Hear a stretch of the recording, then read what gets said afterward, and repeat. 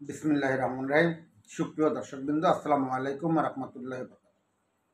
আশা করি আপনারা সবাই ভালো আছেন।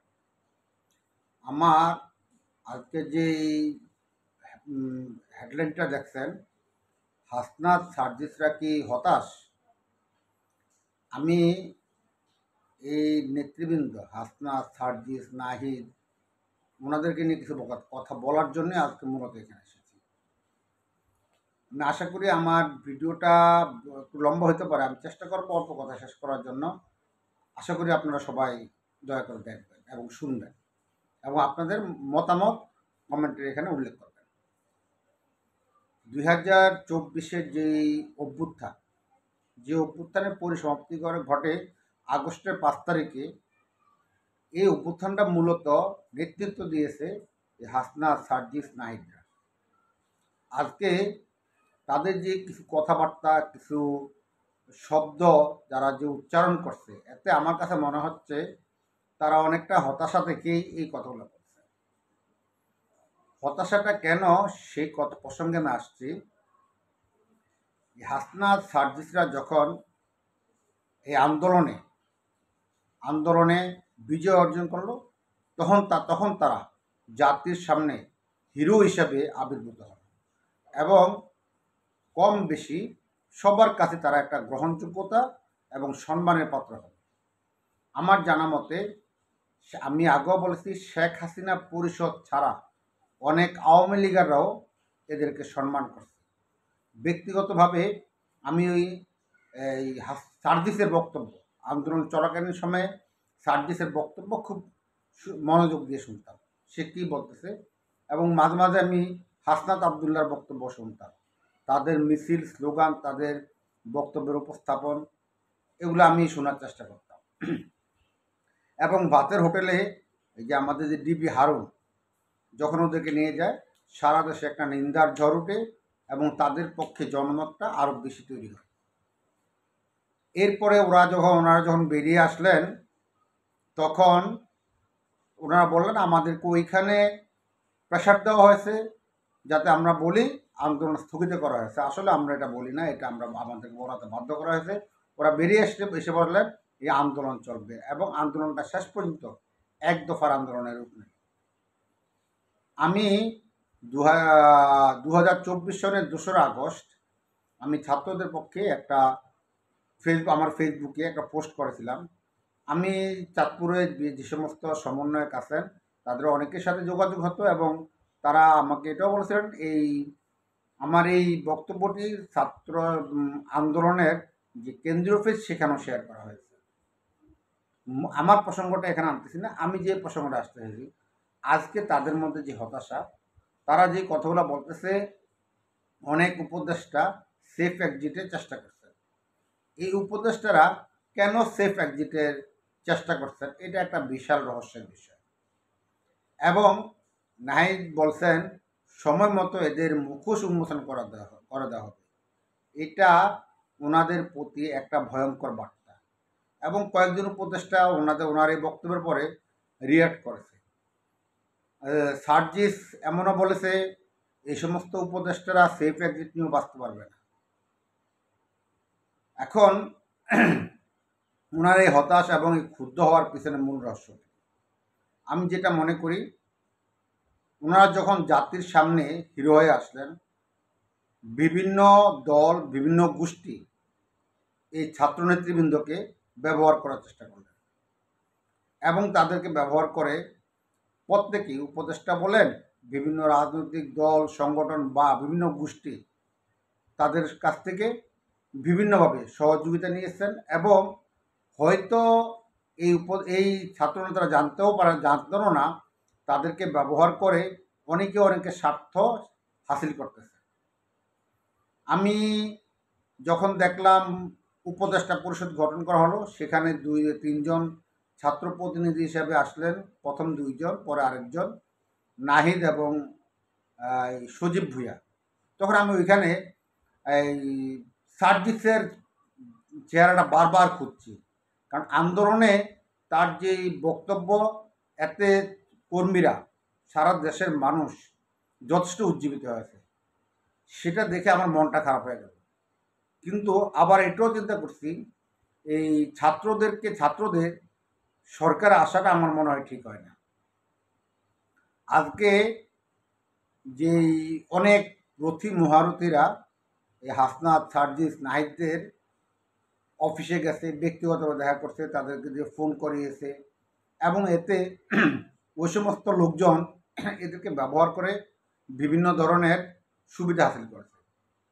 আরেকটা বিষয়, যে বিষয়টা আমার কাছে খুব আশ্চর্যের বিষয় হয়েছে, সেটা হলো 5ই আগস্টের পরে হঠাৎ মুজিববাদের কবর দেওয়া, 32 নম্বর ভাঙ্গা, স্বাধীনতা নিয়ে প্রশ্ন তোলা, শহীদ মিনার নিয়ে শহীদদের সংখ্যা নিয়ে প্রশ্ন তোলা, জাতীয় পতাকা নিয়ে প্রশ্ন তোলা, এই বক্তব্যগুলো যেন আসছে, ঠিক ওই মুহূর্তে এই শব্দগুলা আমাদের এই ছাত্রনেতৃবৃন্দের মুখ থেকে আমরা দেখছি।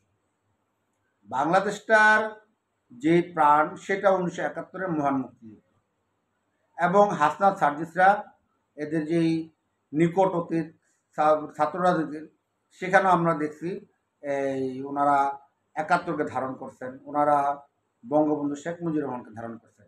কিন্তু হঠাৎ এই বিষয়টা কেন হলো? তখন আমার মনে সন্দেহ হয়েছে, যেহেতু ওরা মেধাবী, কিন্তু যতই মেধাবী হোক, বয়সের একটা বিষয় আছে, হয়তো কেউ তাদেরকে মিসগাইড করছে। আমার মনে হয় সেই মিসগাইড থেকেই তারা এই সমস্ত ভুলগুলো করে থাকতে পারে। এবং বিভিন্ন রাজনৈতিক বক্তব্য, যে বক্তব্যগুলোতে দেখা গেছে যে বক্তব্যটা জামাত বলতে চাইতো, সেই অনেক বক্তব্য এই ছাত্রনেতৃবৃন্দের মুখ দিয়ে আসতো। কিন্তু আমার মনে হয় না এই ছাত্রনেতৃবৃন্দরা তাদের নিজ বুদ্ধিতে অথবা বিবেচনায় এই কথাগুলো বলছে, পিছন থেকে কেউ কল কাটিয়ে আসছে। এবং আমার কাছে তাই মনে হচ্ছে কোন কোন জায়গায় সমস্যা হতে পারে, কোন কোন জায়গায় থামা উচিত, কোন জায়গায় কোন কথাটা বলা উচিত অথবা উচিত না, এই বিষয়টা গাইড করার জন্য এই ছাত্রনেতৃবৃন্দের পিছনে যে ধরনের একজন অভিভাবক প্রয়োজন ছিল, আমার মনে হয় সেও সঠিক অভিভাবক এই নেতৃবৃন্দরা পান নাই। আমি যতটুকু জানতাম, আমাদের একজন উপদেষ্টা আসিফ নজরুল স্যার, উনি ছাত্রদের একজন অভিভাবক হিসেবে অনেকেই গণ্য করত, কিন্তু আসিফ নজরুল স্যারের দিকে এখন তীরটা বেশি। কারণটা কি? উনি কি এদেরকে ব্যবহার করলেন, পিছন থেকে ঘাই মারলেন? উনি এই বিষয়ে কোনো মন্তব্য করছেন না এই পর্যন্ত। নাহিদ, সার্জিস, যে সমস্ত উপদেষ্টা পরিষদ এবং কিছু ইঙ্গিত অনেকটা আসিফ নজরুল স্যারের দিকে, সে বিষয়ে উনি এই পর্যন্ত কিছু বলতেছেন না। তবে আমি একটা জিনিস, একটা কার্ডজনের লেখা দেখলাম, উনি উল্লেখ করেছেন যাদের নাম বলতে চান, যাদের মুখোশ উন্মোচন করতে চান, তাদের উন্মোচনটা এখনই করা উচিত, তাদের নামটা জাতির সামনে এখনই বলা উচিত। কারণ ভবিষ্যতে হয়তো এই বলাটা জন্য সঠিক সময়টা আসবে না। আজকে এই ছাত্র নেতৃবৃন্দের যেই উত্থানটা ছিল, তাদের যে উজ্জ্বল ভবিষ্যৎটা ছিল, সাথে আমি বিপি নূর ওনাকেও এখানে উল্লেখ করছি। ওনাদের যে উজ্জ্বল ভবিষ্যৎটা ছিল, আমার মনে হয় সেই বিষয়টা গত 14 মাসে ওনারা নষ্ট করে ফেলেছেন। আমি একটা ইতিহাসের ছোট্ট একটা পাঠ দিয়ে এটা শেষ করব। পলাশীর যুদ্ধে নবাব সিরাজউদ্দৌলা পরাজিত হলেন। সিরাজউদ্দৌলাকে পরাজিত হয়েছেন না, ওনাকে পরাজিত করা হয়েছে। ওনার প্রধান সেনাপতি মীর জাফর আলী খান, আবার সম্পর্কে মামা শ্বশুর। এই মীর জাফর আলী খান ইংরেজদের সাথে একটা গোপন আতাত করলেন, নবাব সিরাজউদ্দৌলাকে পরাজিত করে সে নিজেই নবাব হবে। এবং এক পর্যায়ে ওনার সাথে মীর কাসিম আলী, ওনাকে নেওয়া হলো, জগৎ শেঠ, রায়দুর্লভ ওরা জড়িত হলো, ঘসেটি বেগম জড়িত হলো।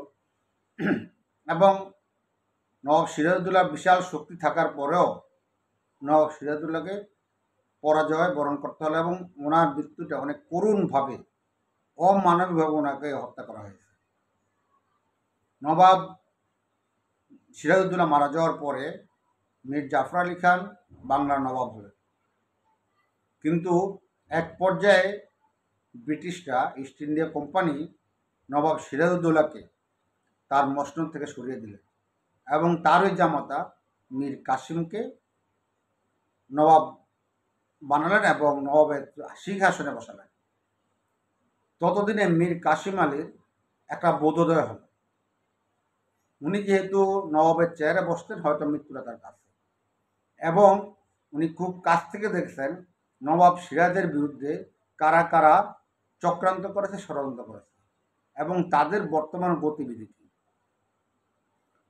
তখন আমার এই মুহূর্তে মনে পড়ছে না, একটি নদীর পাড়ে মীর কাসিমের প্রাসাদ ছিল, সেখানে উনি সকল ব্যক্তিকে দাওয়াত দিলেন যারা এই নবাব সিরাজউদ্দৌলার এই পরাজয়ের পিছনে ষড়যন্ত্র করেছিল, সবাইকে দাওয়াত দিলেন। দিয়ে এই প্রাসাদের উপরে উঠিয়ে তাদেরকে সম্ভবত ভাগীরথীতে ফেলে তাদেরকে হত্যা করল। কারণ হয়তো ইংরেজদের যে কূটচাল, সেই কূটচালের কারণে পরবর্তীতে মীর কাসেম এই ষড়যন্ত্রকারীদেরকে, যাদের কারণে বাংলার স্বাধীনতা সার্বভৌমত্ব ইংরেজদের তলোয়ার তলে চলে গেছে, তাদেরকে হয়তো এই সাজাটা দেওয়ার আর সময় বা সুযোগ পাবেন না। আর সেই কারণে মীর কাসেম আলী ওদেরকে এভাবে ডেকে নিয়ে এই প্রতিশোধটা নিয়েছে। আমার মনে হয় ভবিষ্যতে ভবিষ্যতে আমাদের যে ছাত্রনেতৃবৃন্দ, ওনারাও সেই সময়টা আর পাবেন কিনা সন্দেহ আছে। হয়তো এই ধরনের উপযুক্ত একটা সময় পাবেন না। আমার মনে হয় ওনাদের এখনই এই বিষয়ে ওনাদের বক্তব্যটা জাতির সামনে ক্লিয়ার করা উচিত। ওনাদের যেই তৈরিকৃত ইমেজটা, পাহাড়সম ইমেজটা, যাদের কারণে ধ্বংস হলো আজকে হুমকির মুখে, তাদের নামটা জাতির সামনে প্রকাশ করা উচিত। কারণ হয়তো এই সঠিক সময়টা, উপযুক্ত সময়টা আর পাওয়া যাবে না। কারণ রাজনৈতিকভাবে আমাদের ছাত্র নেতৃবৃন্দ এখন যেখানে অবস্থান করছেন, তাদের রিকভার করার সুযোগ আমি আপাতত দেখছি না। এবং একই অবস্থা মীর কাসেম আলী যখন বুঝলেন উনি আর রিকভার করতে পারবেন না ইস্ট ইন্ডিয়া কোম্পানি তথা ব্রিটিশদের কাছ থেকে, এবং উনি প্রথম ব্রিটিশদের বিরুদ্ধে আন্দোলন করে যুদ্ধ করেছেন। সেই যুদ্ধে উনি নিহত হয়েছেন। কিন্তু ইতিহাস সাক্ষী দেয় নবাব সিরাজউদ্দৌলার মারা যাওয়ার পরে, ওনাকে হত্যা করার পরে, উনি পরাজিত হওয়ার পরে স্বাধীনতার জন্য সর্বপ্রথম ব্রিটিশদের বিরুদ্ধে অস্ত্র হাতে নিয়েছিলেন মীর কাসেম আলী। আমার মনে হয় আমাদের ছাত্র নেতৃবৃন্দ এই বিষয়টি ভেবে দেখবেন। যারা আমার ভিডিওটি কষ্ট করে দেখছেন, আশা করি আপনারা আমার এই বক্তব্যের সাথে একমত হলেও কমেন্টের মাধ্যমে জানাবেন, দ্বিমত পোষণ করলেও কমেন্টের মাধ্যমে জানাবেন। তবে আমি ওনাদের যে হতাশার কথা বলেছি, আসলে হতাশ হওয়াটাই ওদের জন্য স্বাভাবিক। কারণ ওরা যাদেরকে বিশ্বাস করেছে, আমার মনে হয় তারা সেই বিশ্বাসটা রাখেনি। ওদেরকে যারা ব্যবহার করেছে, তারা এখন টিস্যুর মতো মনে করছে। ওদেরকে যারা সুবিধা, ওদেরকে বিক্রি করে, ওদেরকে যেভাবে ইউজ করা হয়েছে, তারা অর্থবিত্ত বানিয়েছে, অনেকে উপদেষ্টা হয়েছে। আমাদের যে মাননীয় প্রধান উপদেষ্টা কোন তরিকায় এসেছেন, কারণ পুরো আন্দোলনের সময় উনি ফ্রান্সে অলিম্পিক গেমস নিয়ে ব্যস্ত ছিলেন। সেই ব্যক্তি আজকে প্রধান উপদেষ্টা এবং ওনার কর্মকর্তা কর্মচারী অনেকেই সরকারের সুযোগ দিয়েছেন, উপদেষ্টা বানিয়েছেন, সরকারের বিভিন্ন পর্যায়ে রেখেছেন। কিন্তু যাদের আন্দোলনে আজকে এই অবস্থা হলো, আমি বিশেষ করে উপদেষ্টা নাহিদ, এনসিপির যেই আহ্বায়ক নাহিদের কথা বলছি, সে উপদেষ্টা ছিল। কিন্তু সে একটা বিশাল স্বপ্ন নিয়ে উপদেষ্টা থেকে পদত্যাগ করে এনসিপির আহ্বায়ক হলো। তার একটা স্বপ্ন ছিল এই দলটাকে তৈরি করা, কিন্তু আমার মনে হয় তারা সেই জিনিসটা পাচ্ছে না। যাক, সবাইকে ধন্যবাদ। সবাই ভালো থাকবেন। আল্লাহ সবাইকে ভালো রাখুক, হেফাজত রাখুক। আসসালামু আলাইকুম রহমতুল্লাহি।